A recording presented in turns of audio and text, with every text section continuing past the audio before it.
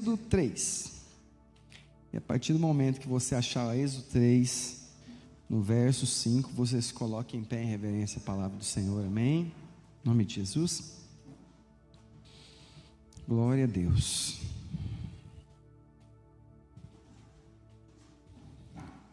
Êxodo 3, no verso 5, assim diz a palavra do Senhor, amém? Todos encontraram? Amém.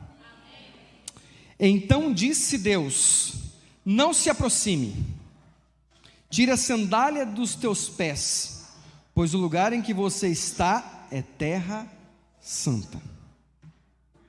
Verso 6, e disse ainda: eu sou Deus, o seu pai, o Deus de Abraão, o Deus de Isaque e o Deus de Jacó.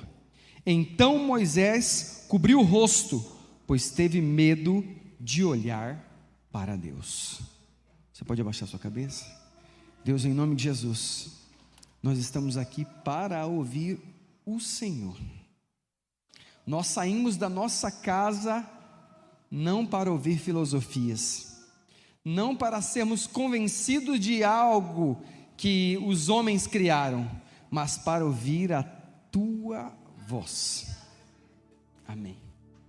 Glória a Deus. Pode se assentar em nome de Jesus. Aleluia. Esse texto é um texto muito conhecido, certo? Para os leitores da Bíblia. Por que eu falo isso? Porque nem todo mundo lê. Esse é o manual do cristão que muitas vezes o próprio cristão não lê. Hoje foi engraçado, falaram uma coisa na escola onde eu trabalho. Aí nós estamos falando assim: fulano sempre come peixe. Eu falei assim, mas e o peixe de cor, você não come? Ele falou, não pode, na Bíblia fala que não pode comer. Eu falei, peraí, onde não pode comer o peixe? Não, naquela parte que fala do porco também. Mas eu entendi, a pessoa é adventista. Aí eu falei, tá. Não, você nunca viu? Eu falei, não, tem mais alguma coisa aí, mas não vou falar não. Deixa esse para lá. Queridos, eu aprendi a não entrar em polêmica mais. Já entrei muito problema por conta disso. Então hoje eu prefiro deixar a pessoa servir carregando um fardo e sendo feliz, não é? Porque de repente você está carregando um trem pesado, mas está feliz, está bom, não está? Eu penso que sim. Se depois haver salvação, está ótimo. Vai doendo, mas vai. Amém? E aquele que vai aprendendo, vai ficando cada vez com um fardo mais leve e vai ficando bem também. A gente tem que aprender a respeitar. De repente a pessoa quer carregar peso, quer ficar mais forte, né? Então você tem que respeitar. E esse texto então, o texto que fala sobre Moisés, eu não sei você, mas eu já dei muita risada lendo esse texto, até chegar nesse ponto. Porque Moisés, como a história diz, você já deve ter ouvido falar, ou você já deve ter lido, Moisés foi príncipe, certo? Todo mundo já ouviu falar dessa história, pelo amor de Deus, né? Eu cresci dentro da igreja, às vezes a gente cresce dentro da igreja, acha que todo mundo já ouviu falar sobre tudo da igreja, da Bíblia, né? Mas não é verdade, tem gente que nunca ouviu. Um dia eu estava dando aula, eu falei assim, Jacó. Aí eu falei, quem é Jacó? Eu falei, Jacó, você nunca ouviu falar? Ele, não. Eu falei, tá de brincadeira, o bonito é o sexto ano, nunca ouviu falar de Jacó. Mas pode ser que ele não seja crente, pode ser que ele não tenha outra religião, e aí ele não ouviu mesmo. Mas aquilo me deixa assim, não, parece que todo mundo sabe do que a gente está falando, mas nem todo mundo sabe. Porque nem todo mundo lê o manual também. Então, se você ler o texto e você voltar na história, vai falar que ele foi adotado, não é? Porque o rei estava mandando matar todas as crianças, né? E a filha de Faraó adota Moisés, e Moisés vai crescer no palácio, certo? No entanto, que a gente sempre fala assim, Moisés, príncipe do Egito, certo? E de fato ele era um príncipe, né? E aí toda a história conta, você já sabe que vai chegar um ponto, e ele era pesquisador, ele era letrado. Percebe que, e eu quero, não é bem o que eu quero falar, isso não é o meu tema de hoje, mas perceba que o Senhor precisava de alguém alfabetizado para que a Bíblia fosse escrita. Por que você acha que ele foi príncipe? Precisava de alguém para escrever. Mas Deus podia dar escrito? Mas seria muito fácil. E agora a nossa missão é só ler. Amém? Mas eu não vou dar todos os predicados de Moisés ainda, porque eu ainda vou chegar lá. Mas eu quero falar de um outro evento que acontece a mesma coisa. E eu já li, queridos, eu já li a Bíblia toda, acho que umas 4 ou 5 vezes toda. Isso não me faz nem um pouco melhor, só me fez um pouco mais curioso. E cada vez que eu leio eu me surpreendo com uma coisa diferente que parece que eu não tinha lido. Isso é o lindo da Bíblia. É o único livro que você vai ler dezenas de vezes e dezenas de vezes será diferente. E aí eu li, e eu quero que você vá lá, possa ler comigo também, o texto de Josué 5. Josué 5, no verso 14, amém?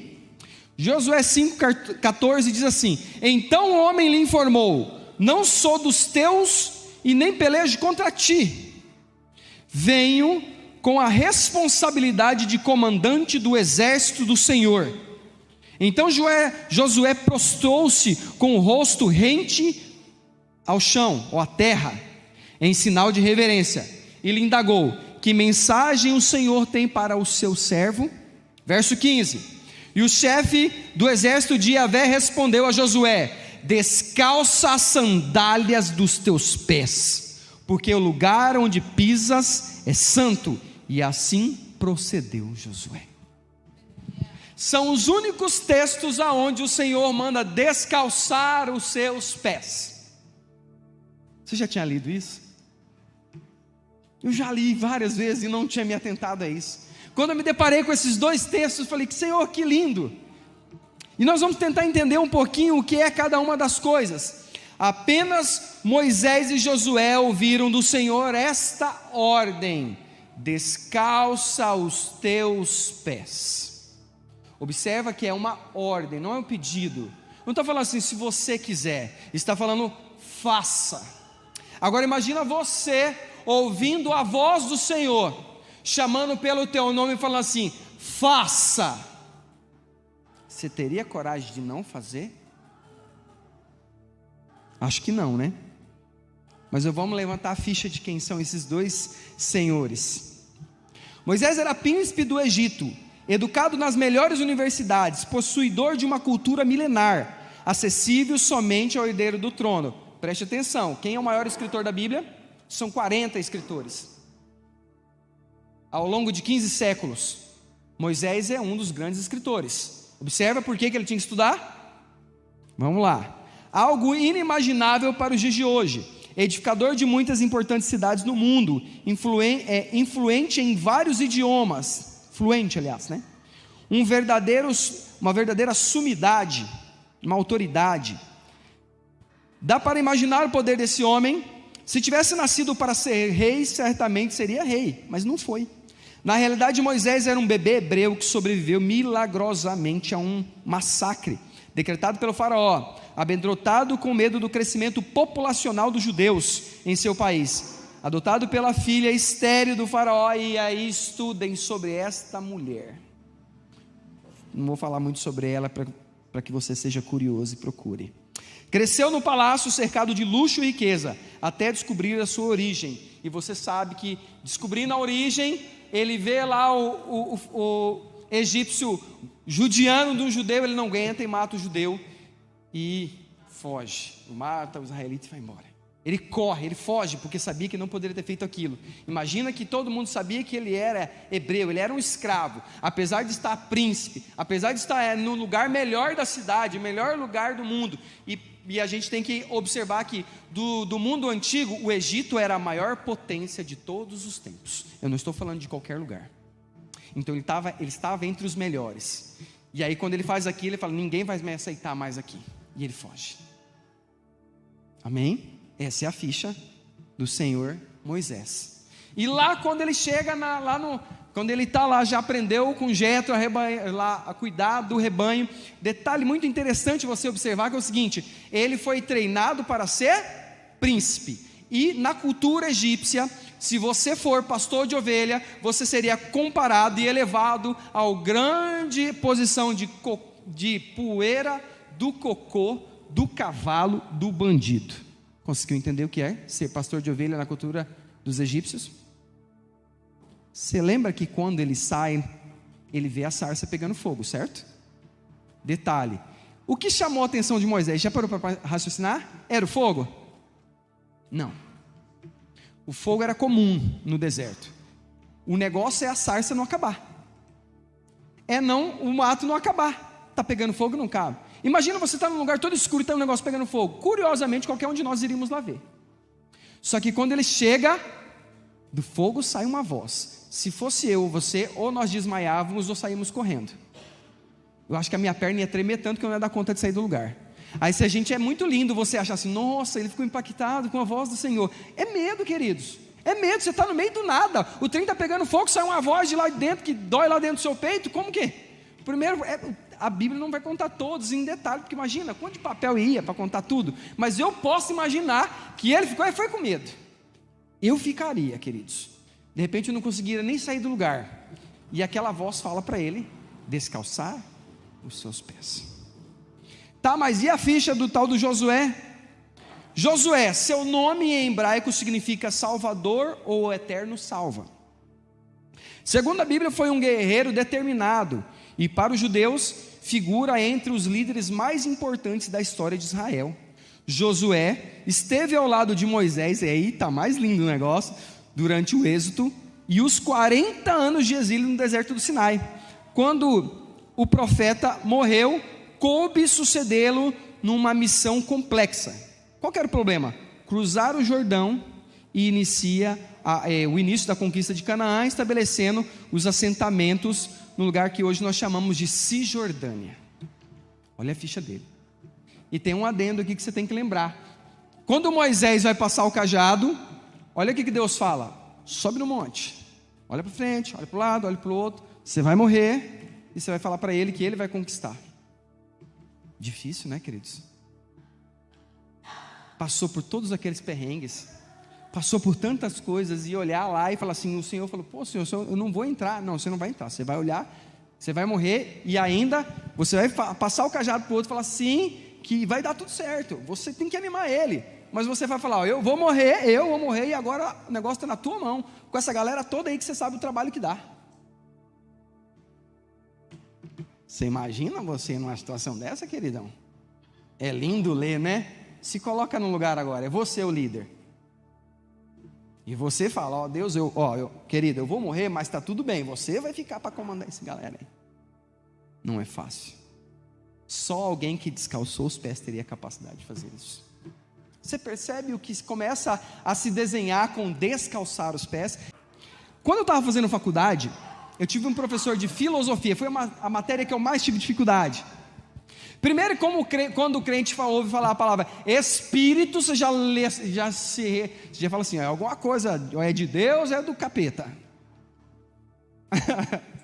E aí pode ser o Espírito do homem, pode ser que é uma coisa que não seja transcendental, espiritual, mas no sentido de, o correto seria intelectual, né? Então, falava muito sobre essas coisas, eu tinha muita dificuldade no início com essa disciplina. E o meu professor, eu achava interessante a história dele. Esse professor, ele quando criança, a mãe levou ele no seminário, né, da igreja católica, para ele ser seminarista, não por vocação, mas porque não tinha condições de sustentá-lo. A história é bem triste. Então, por aquela mulher não ter condição, a família não tem condição de sustentar, a saída era que ele fosse padre, porque assim ele teria educação, teria comida, teria um lugar para morar. E assim ele foi, e ele obedeceu a sua mãe. E o caminho era para que ele se tornasse um seminarista, e lá ele estudou, ele fez faculdade, fez mestrado, e a vida seguiu. Só que chegou lá na frente e ele preferiu casar, e abandonou a batina e não se tornou padre, mas se tornou filósofo. E ele era interessante, ele falava bem assim, eu estou escrevendo um livro, e o título do meu livro é O Homem é um Ser Desgraçado. Era pesado aquilo, eu ficava tentando imaginar o que ele queria dizer com aquilo, e a gente conversava, porque ele falava assim, preste atenção, aonde o homem chega, a desgraça acontece, porque o homem é mau, o homem é ruim, ele tem prazer em fazer a maldade.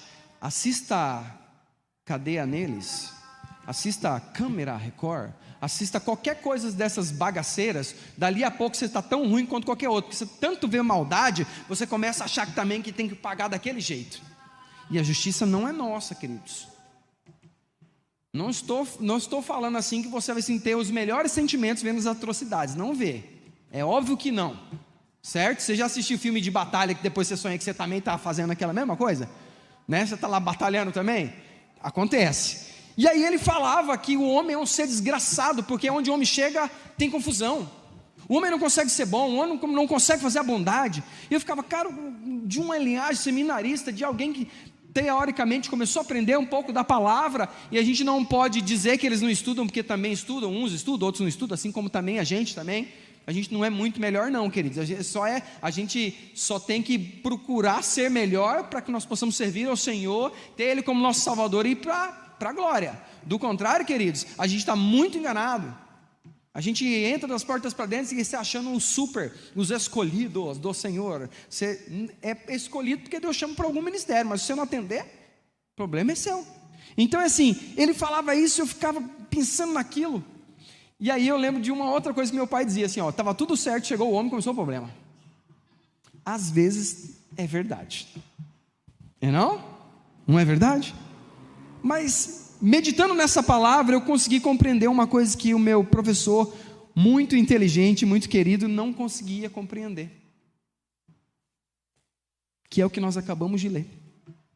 Quando o Senhor pede para descalçar os pés, e pediu, falou lá no texto, fala assim, para que o lugar onde você está pisando é terra santa. Eu gosto de falar o texto. Não se aproxime e tire a sandália dos seus pés, por o lugar que está pisando é terra santa. Então o Senhor estava dando uma habilitação para que eu e você, no caso eles dois lá, representando nós agora, pudéssemos tocar no sagrado. E sempre a gente tem a mania de achar que se nós somos pecadores, quando nós tocamos no sagrado, nós profanamos aquilo que é sagrado. Mas hoje eu quero que você, assim como eu, consiga aprender uma coisa nova, amém? Porque o Senhor fala que faz novas todas as coisas, assim diz a palavra. E tem um adendo da palavra do Senhor. Ele fala que nós temos que renovar a nossa mente. Sabe o que é renovar a mente? É você deixar o seu conceito que você sempre levou como certo e aprender algo novo. Porque o Senhor não vive de velharia. Eu sou professor de história e os meninos falam assim, só fala do passado. Fala assim, a gente estuda o passado para não fazer os erros no presente e observar como será o futuro. Então a gente não estuda só o passado, a gente acaba estudando o presente e fazendo os nossos planejamentos para o futuro. Então, queridos, preste atenção. O Senhor ele não pegou isso de descalçar os pés do nada. De repente o Senhor pensou na cabeça dele, vou mandar esses meninos tirar a sandália do pé e vou falar que é santo e vou fazer alguma coisa com eles. O Senhor, ele trabalha em cima de coisas que inicialmente você comece a ter um entendimento, para que depois possa vir o novo. Ele não vai fazer nada do zero na sua cabeça, porque de repente você não vai entender nada, e se ele tem um propósito para algo, e acredite, queridos, o Senhor sempre tem um propósito. É como aquilo que você ouve em qualquer igreja que você for, a pessoa fala assim, o Senhor tem uma obra na sua vida. Parece clichê de igreja evangélica, não parece? Certo? Se você já foi no catolicismo, você sabe que eles não falam isso, né? Mas na igreja evangélica sim, porque é um fato, porque sempre tem uma obra, porque nós fazemos parte de um corpo, certo? Então, para esses membros de um corpo, tem uma obra, tem uma atividade exclusiva para isso, não é isso? Então, eu fui lá na história. Você lembra da história de Boaz e Ruth?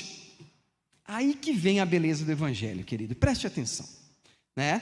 Olha só, eu quero descortinar algo que o meu professor não entendeu, para que nós pudéssemos entender hoje. Antigamente em Israel, para resgatar a transferência de propriedade, para que fosse válido a transferência, se tirava um dos calçados e dava à pessoa.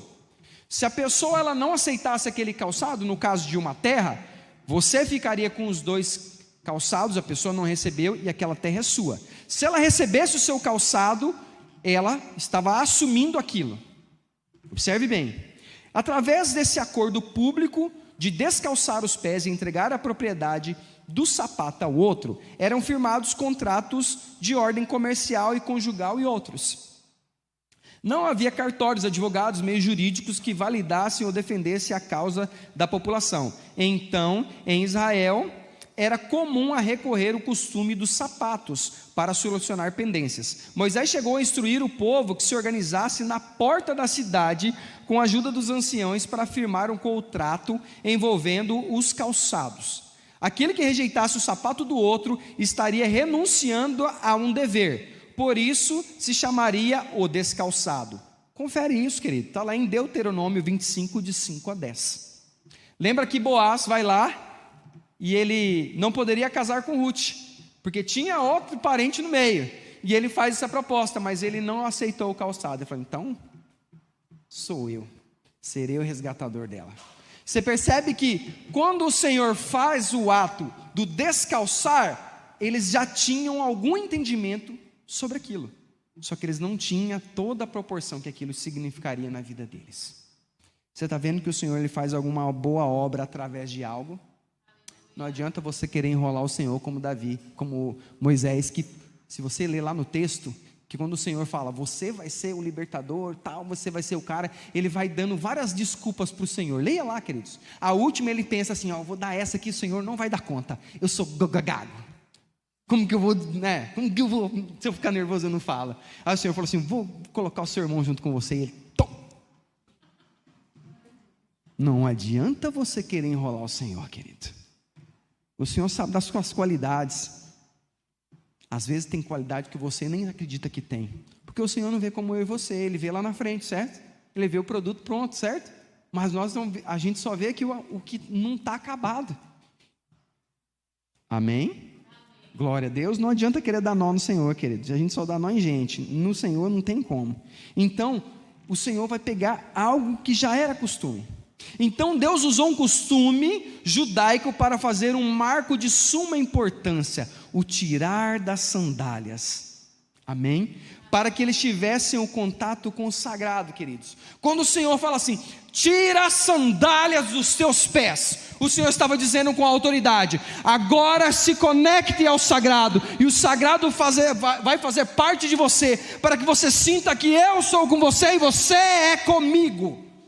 Por isso o Senhor fala para mim e para você nessa noite, tire as suas sandálias, conecte ao sagrado. A gente sempre tem a noção de que se eu chegar num ambiente sagrado, eu quanto pecador, e eu tocar em algo, eu vou profanar, e o Senhor estava querendo mudar algo na mentalidade daqueles homens. Você tocará no sagrado, e o sagrado fará parte de você. Eu serei com você e você será comigo, queridos. Você entende? O descalçar da sandália não é só o que as pessoas imaginavam, como alguns autores já disseram, que na sandália de Moisés tinha o Deus Sol, mas o Senhor estava querendo falar muito mais que isso. Ele não estava se preocupando com aquela imagem que estava desenhada na sandália, mas ele estava querendo conectar a terra, o sagrado e aquele simbolismo todo com Moisés e Josué. E hoje o Senhor te fala, tira as suas sandálias. Agora que você sabe a importância que tem de tirar as sandálias, querido, você só tem duas alternativas, ou você tira logo, ou você vai ficar com ela e não vai ver o final da história. Pesado, né? É a responsabilidade. O Senhor não chamou crianças para ganhar o reino. O Senhor falou que é delas o reino. Tem esforço? É delas. Mas eu e você que somos adultos, nós temos que nos esforçar.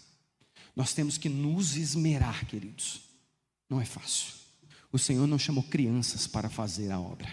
O Senhor chamou... Eu acredito sim que o Senhor faz obra através das crianças, mas é quando um adulto resolve se calar e não quer se conectar ao sagrado, o Senhor usa quem Ele quer. Eu aprendo muito com os meus filhos. Eu aprendo muito com os meus filhos. E toda vez que eu aprendo, eu falo, eu tenho que ser um pouco mais crente e tomar um pouco mais de vergonha na minha cara e aprender com eles. A minha filha um dia ela orou assim, falando no início da pandemia, essa oração me marcou muito, a oração dela. Ela falou assim, faz o melhor que o Senhor puder. Sabe o que é isso, querido? É saber que Ele pode tudo, mas a ordem dEle, é Ele que é Deus. A gente tem mania de achar que a gente é muita coisa em relação ao Senhor, e aí eu vejo expressões como coloquei o Senhor na parede, ou vejo expressões de músicas que falam muito mais de mim do que exaltam o Senhor, querido. O Senhor não divide a glória dele não. Quando você canta lá que as 99 é muito linda, e parece que a gente é tão precioso, mas tão precioso, que Ele larga todas as 99 e vai atrás de uma perdida, mas não é essa ótica que o Senhor quer te chamar a atenção, para você descalçar as suas sandálias. O sagrado diz que eu sou tão bom, mas eu sou tão bom, e eu sou tão Deus, que eu vou atrás de você. E a gente tem a mania de achar que a gente é muito importante. Se você não quiser ser usado, o Senhor vai usar outros, e a sua chance vai passar. Tire a sandália dos teus pés. Tire a sandália dos seus pés. Observa que o ministério desses homens nunca mais foi o mesmo. E sabe o que é mais interessante? Volte no texto quando você chegar na sua casa.